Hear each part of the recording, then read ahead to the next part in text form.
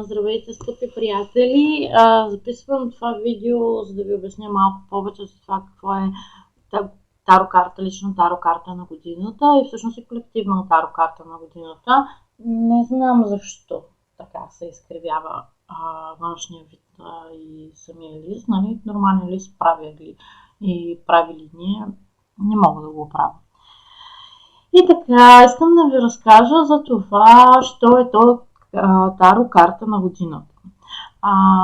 Таро карта на годината е конкретна енергия на картите от голямата аркана. В таро имаме голяма и малка аркана, като голямата аркана са, да речем, по-вътрешните, по-големите мистерии, по-вътрешния кръг на таро, така, по-дълбоката информация, която може да извлечем от таро с по-окултен смисъл с тези карти. Те са 22 на брой и са номерирани от 0 до 21.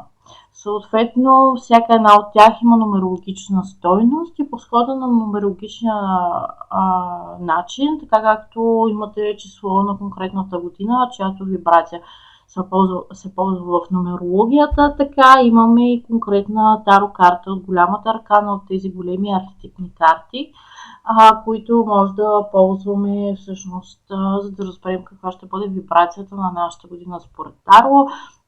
Нали, тези карти те не са предсказателни, не ни казват конкретни събития, които ще ни се случат, а по-скоро каква ще е енергията на годината, какви ще са нашите уроци, трудности, с които да се справяме, но и нашите ресурси. Затова и всъщност новата услуга, за която ще ви разкажа обаче в следващото видео, се казва Моите таро ресурси за 2024 година. Ще ви обясня по-подробно. Сега очевидно имаме някаква обща таро карта на годината, която се смята, като съберем числата на годината. Числовата стойност на тази година е 8, нали? 2 плюс 2 плюс 4 е равно на 8. Това значи, че на колективно ниво картата таро на годината е 8. Осмата аркана в таро, в системата, по която аз работя, е силата. Което какво означава? Означава, че ще се свържем с нашата сила, но групово на колективно ниво влизаме в едно пътуване в света на сенките. Извинявайте, в света на сенките, в подземното царство, защото всъщност, ако се сетите, шаманите пътуват до долния свят, за да се свържат със своето живота на силата. И всъщност там и в нашите долни чакри, долната част на тялото, коремната, подкоремната област, половата област, коренната чакра, там се крие нашата лична сила. Така че обикновено, за да се свържем с тази сила, която се дава в годината на осмицата на силата, трябва да попътуваме в света на сенките, като първата стъпка в годината на силата е да разберем какво ние сме и какво не сме, какво ни е казано да бъдем. Тоест, това е първата среща с нашето его, първата среща с нашите сенки, първите срещи с маската, нашата маска, нашата заблуда за самите себе си и с нашия инстинктивен, автентичен аз. Така. Искам да направя една вметка, обаче относно времето и всички тези методи, които ползват по този начин някаква нумерологична стойност на годината, някаква дата на рожден ден или нещо такова. И това е относно представите за времето.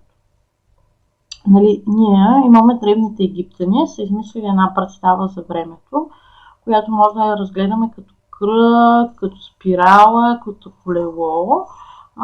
Това обикновено е такава една представа за времето, в която е циклична, в която всичко се повтаря и тук обикновено времето е свързано с някакви конкретни моменти в сезоните, в земеделския цикъл, например, или в планетите до толкова, доколкото касаят Земята и нашия живот, човешкия живот. Например, нали, сега примерно идва зимното слънцестояние. Това е един такъв ключов момент. И по този начин ние измерваме времето през сезоните. Това е много хубава представа за времето, каквато обикновено придобиваме в днешния свят. Едно време животът на хората е бил устроен според този цикъл. В днешния свят обикновено се връщаме към тези цикли, когато започваме да се развиваме духовно. По-разпространената представа за времето е линейна, в която ние сме сложили една точка по средата и сме казали, че тук е роден Христос. Това не е точната година, в която е роден Христос, но ние сме сложили за нулева година, за нулева точка. Една такава произволна дата. И сме казали, че отброяваме времето напред и назад според тази линейна представа за времето. Така, тази линейна представа за времето, тя очевидно не е истина. Тя е свързана с матрицата и с нашия живот в матрицата. И всичко, което правим чрез тези дати, е свързано с матрицата и с начина, по който живеем в 3D реалността. Нали, разбирате? Тоест, има хора, които не отчитат по този начин времето. Това е нещо, което е създадено за наше удобство, както това, че днес е вторник. Нали, това очевидно е втория за българите ден от седмицата, но това началото на седмицата е сложено произволно. Също така, нали, е известно, че това е ден на Марс, но това е само защото ние сме го нарекли ден на Марс. И тези енергии си действат, но си действат на нивото на матрицата. Тоест, ние сме сключили с матрицата, казали сме на Вселената, че в рамките на матрицата сключваме такъв колективен договор, чрез който, нали, определени вибрации на числа и на това, на начина, по който ние сме решили да отброяваме времето, действат в матрицата. Така че такива методи, чрез които ние ползваме конкретната година или нашия рожден ден или въобще нещо такова, действат в рамките на матрицата. Очевидно, ако вие сте евреи, нали, годината за вас следващата година за вас няма да бъде 2024 и нещата трябва да се преизчислят според вашия календар. Или ако сте китайци, нали, китайците броят по друг начин годините, така че и тук трябва да се преизчисли. Ако ползвате древния български календар, очевидно е 7000 еди коя си година, така че трябва да се преизчисли. Но в крайна сметка, ако живеете в западния свят, това, че ви отивате на работа от понеделник до петък, означава, че сте сключили такъв договор с матрицата, така да използвате времето. Ако си празнувате рождения ден на конкретна дата, така вие отчитате времето и имате влияние на тези вибрации. Ако ходите на работа от сряда и събота само, пак, нали, сте част от тази матрица. Третия вариант на изчисляване на времето е когато ние възприемаме, че всичко е една точка, в която се случва минало, настояще и бъдеще. Това ще бъде валидно за хората в 4D и 5D реалността. Аз не познавам хора, които са стигнали до това ниво. Тук не е просто тази идея, че ние да го разбираме това, че има такова нещо на света. Тук, когато осъзнаваме, че времето е пространство и, нали, тази симултанност на действията и на всички времеви линии, тук става въпрос за такова развитие на съзнанието и на човешкото тяло, че ние през сетивата да може да го осъзнаваме това. Нали, това е пътя, към който човечеството върви. В този случай, нали, изчисляването на таро карта на годината, въобще на лична таро карта и каквито и да било други методи извън таро и в таро, извън нумерологията и в нумерологията, нали, не биха били валидни. Там ще имаме други системи, тези системи за пренос на знания ще ги ползваме по друг начин.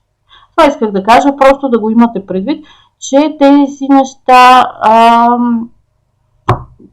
личната карта Таро карта на годината, лично карта Таро въобще, ни помагат за живота ни в матрицата и в 3D нивото на съзнание, да си ги подобрим, да имаме една по-ясна представа какви влияния ще имаме, но в рамките на матрицата. Не знам дали с това дадах яснота или повече обърках, сигурно повече обърках. Така, как се смята Таро картата на годината? Смята се последния начин. Например, ако кажем, че вие сте един хубав стрелец и сте роден на днешния ден, днес е 19 декември, т.е. 12 месец, и тук слагаме годината, за която изчисляваме. Т.е. 9 плюс 2 плюс 4 е 15. 4, 1, 0, 5. Получаваме 2,25. Когато съберем 2 плюс 5 плюс 5, това ще бъде равно на 12. Ако смятаме такова нумерологично число в нумерологията, тук бихме редуцирали и 1 плюс 2 би дало 3. В Таро редуцираме числата, които се получават само по-големи от 22. Ако получим 22, 21, 19, 18 и така нататък, не ги редуцираме, защото ние имаме карти, които отговарят на това число. Търсим число, да получим число от 0 до 22. Ако получим 23 или по-голямо число, си редуцираме. Редуцирането, знаете, става като се събират, ако тук бяхме получили 23, щяхме да съберем 2 плюс 3, ще да е равно на 5. В този случай Таро картата на годината ще да бъде 5 висшия жрец. Тук в този пример, който давам, ако сте родени на днешния ден, и изчислявате за 2024 вашата карта ще бъде 12. 12 е картата обесена. Това е общо взето. Трябва да получите число от 1 до 12. И сега ще ви разкажа всъщност какви вибрации бихте могли да имате, след като редуцирате от 1 до 12. В момента чисто аритметично няма как да получите едно, след 8000 години ще можете да получите едно, но просто чисто информативно карта 1 е магиосникът. Магиосникът има вибрацията на иницииращата мъжка енергия, на словото, на светлината. В днешно време нямаме чисти единици. Имали сме, така или иначе, хилядолетието е свързано с вибрацията на числото 2, висшата жрица, но вече в момента, отново след 8000 години, чисто аритметично ще можете да получите такова число 2 висшата жрица. Това обикновено е година, в която пък работим с женската енергия и получаваме повече вътрешна мъдрост. Можете да получите 3 е императрицата. Това са години на творчество, на връзка с женската енергия, но вече изразяването и навън в света. И обикновено тук отключваме фертилитета в смисъл на раждането на деца или в смисъл на раждането на някакви проекти. Работим с творческата и с женската енергия. При четворката император работим с мъжката енергия, с структурата в тези години, с признаванието в обществото. Обикновено искаме да получим оценка и високо призвание за нашата работа. 5 висшия жрец продължава работата с мъжката енергия, но тук имаме работата с институции, може да е с университет, може да получите искате да получите някакво образование, формално образование, работа с словото, може да бъде работа и с религиозни институции, може да бъде работа с държавата по някакъв начин. 6 любовниците. При любовниците в тази година имаме акцент върху връзките.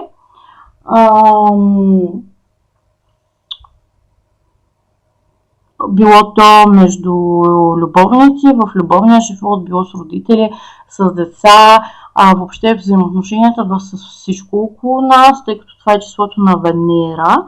И в пътя на Венера ние разглеждаме всичко. Тялото си разглеждаме като връзка с тялото. Нали, не подобряваме самото тяло, подобряваме връзката си с тялото, подобряваме връзката си с духовния живот. Тук, тъй като картата е любовниците, има един акцент на това, че ще трябва да направим някакъв голям избор. Така, седмицата е картата Колесницата. Тук работим с сексуалната, с жизнената енергия, с самодисциплината и с себеконтрола. При осмицата вече ви казах, че влизаме в света на сенките и тук откриваме, пак казвам, вътрешната си сила, не откриваме като разберем какво е това, което ние не сме. Деветката е годината на отшелника. Аз сега приключвам такава година. Много се радвам. Нали, това е година, в която малко сме forever alone. Но това е за да се свържем с вътрешния си водач, отново да чуем собствената си истина, собствената си светлина, но нали, на чисто битово ниво сме малко по-самотни. Така че аз съм щастлива вече да премина към моята година номер 10. Колелото. Тук правим резки завои в живота си. Може да бъдат успешни, могат да бъдат не толкова успешни, но обикновено правим някаква голяма промяна и това, което правим със себе си, обаче е да се разпаднем на всичките си чаркулаци, за да разберем отново какво сме ние. Тук е едно познаване чрез крайното разпадане, чрез разглеждането на съставните ни части. Тук може да придобим някакъв управленски опит. 11 е справедливостта. Тук отново има акцент аз и другите. Опознаването на себе си през това, което не сме, през опозицията и свързването с истината на сърцето ни. 12 е обесения. Това е година, в която вече тестваме новото си аз. Може да се наложи обаче доста да сте в позиция на изчакване. Тук се свързваме с саможертвата и се свързваме с това да сме в потока, да се доверяваме на висшите сили. Негативно мога да кажа, че са години, в които могат да се активират някакви адикции. Не го правете. 13 смъртта, година на голяма промяна, на оставяне на старото. Това е когато изгаряме така последните частици от нашето его, които сме почнали тук в тази година да изследваме, тук ги изгаряме, трансформираме, за да се появи новия ни аз. И това е година отново на изследване на сексуалността. 14 е умереността, алхимикът. Тук вече се ражда новото ни аз и вече сме слели мъжко-женско, вече имаме интегрирали сме сянката си, така да наречем. 15 обаче пак се връщаме дяволът да работим, ако нещо е останало. Би било да бъде година на голям материален успех. Ако тук не сме си свършили работата в тези години, обаче работим с адикции, пристрастености, отново с сянката, с неща, които не осъзнаваме и са и започнали да ни измъчват. 16 кулата, тук е година на неочаквани, но затова пък неприятни промени. Обикновено пак в предишните години, ако не сме изградили здрава основа на личността, някаква голяма структура се разпада, всичко е за добро, това е божествено оценение, но няма да ви лъжа, не е приятно. 17 звездата, това е година на лечение, на събиране на аза след тези хубави години, на нова надежда, на връзка пак с женската енергия и енергията на кундалини, нагоре вече към звездите, така че тук има надежда и позитивност. 18 луната, може да е година на голямо творческо тук вдъхновение, връзка с подсъзнанието, интуицията, въображението, но може да е година и на големи илюзии и най-вече тук разплащаме кармични дългове. Стигнахме до 19 силата, слънцето, успех, жизнена сила, жизнена енергия, творчество. Слънцето е карта, която е изключително позитивна в Таро и въобще като окултен символ. 20, висше, и се слезе ми от устата. 20 деня на страшния съд. Страшния съд. Тук се срещаме с истинската си мисия, призива на душата си. 21 светът е край на някакъв цикъл, завършеност, отново година на голям успех, на творчество, но тук по-скоро вече черпим от женен успех си. И 22, нали, карта 0 глупакът, тук ползваме като 22, защото тя може да бъде завършика и началото на всеки нов цикъл, така че тук почваме някакво ново начало, може да предприемем някакво пътуване, било чисто физически някакво преместване, както и в 7 годината на колесницата, било просто ново пътуване към вътрешния аз и въобще това е година и на забавление, на хумор и така наивност и всички тази позитивна, жизнена, весела, приповдигната енергия на новото начало. Много дълго остана, 20 минути, така че ще ви разказвам за това какво може да си направите като мен при анализ в ново видео. Сега просто запомнете, изчислете си вашата карта и ми пишете в коментар коя е вашата карта на годината и спомнете, че следващата 2024 на групово ниво ще имаме осмицата. Осмицата е свързването на божествения план с земния план. Каквото горе, това и долу. Нашата лична сила и дивия аз.